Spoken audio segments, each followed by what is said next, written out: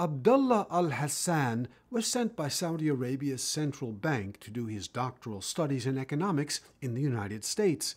In 2008, Abdullah was hired by the International Monetary Fund, the first Saudi economist to join the organization. I joined in 2008, and I was the first Saudi in the economist program, and it was a privilege, but it's a responsibility. What I mean by the responsibility, you need to prove yourself, and by acting professionally and competing with high caliber staff from all over the world, to prove to them that the Saudi is capable to compete at the international level, so that we would be able to attract more Saudi. The issue is not for you to be the first one, but the issue is how can you attract more Saudi to be represented in the IMF. 3 years later, Saad Alshahrani became the second Saudi professional hired by the IMF.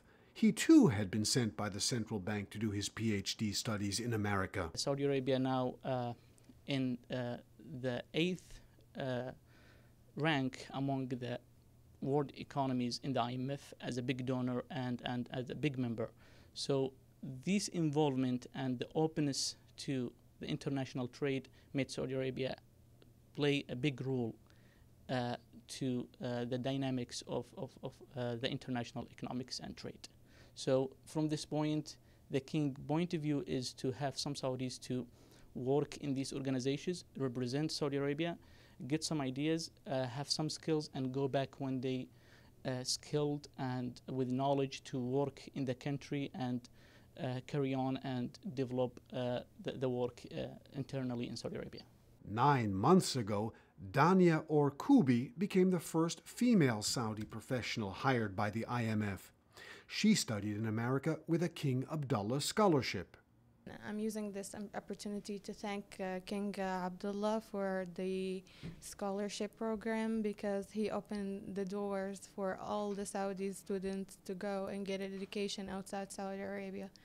And that by itself enabled me as well as my co-workers to get such positions in international organizations. These 3 young professionals were pioneers, but now there are about 12 Saudi specialists at the IMF working alongside economists and experts from dozens of other countries.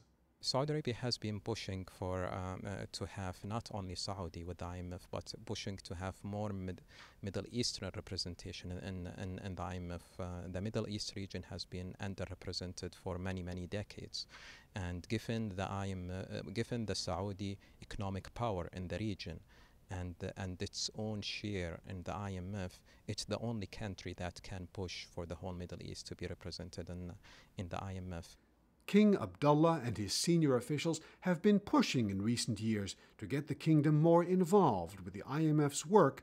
5 years ago, economist Abdullah Alhassan became the first Saudi employed by the International Monetary Fund. Today there are about a dozen Saudis working here, and more are expected to be hired. It is a sign of the kingdom's growing involvement with the international financial system. Burton Bolak, KSA2, Washington.